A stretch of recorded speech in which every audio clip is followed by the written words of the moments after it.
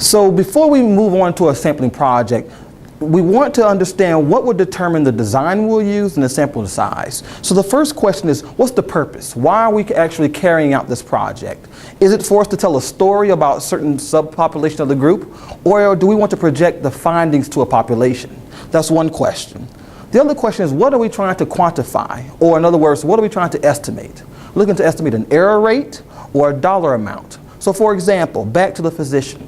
A physician has 5,000 claims. We want to know how many of those claims were submitted incorrectly. That's an error rate. That is a much easier discussion. Now, the question is whether or not those claims were submitted correctly, and the dollar amount, that will require different design because, again, now we have more things we need to consider.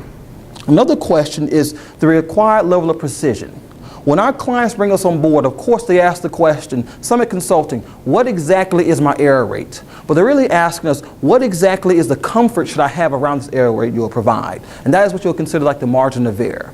So these things need to be addressed up front because, again, we want to understand how should we design this sample and the sample size we should use.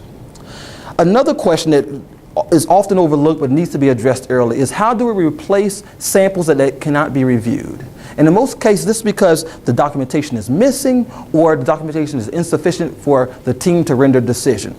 So for example, of the 5,000 claims, we sample 100 of them.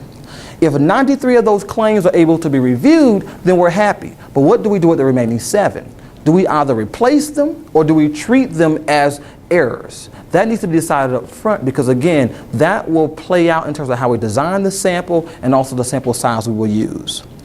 One thing that Summit rests on a great deal is, has this test been performed before on this given population? Because it's the assumption that populations remain consistent over years. So if we can glean any information from a previous round of testing, we can use that in how we design the sample for this coming year. And in most cases, we've seen when we've had earlier information, it's played out extremely well in terms of that current year testing.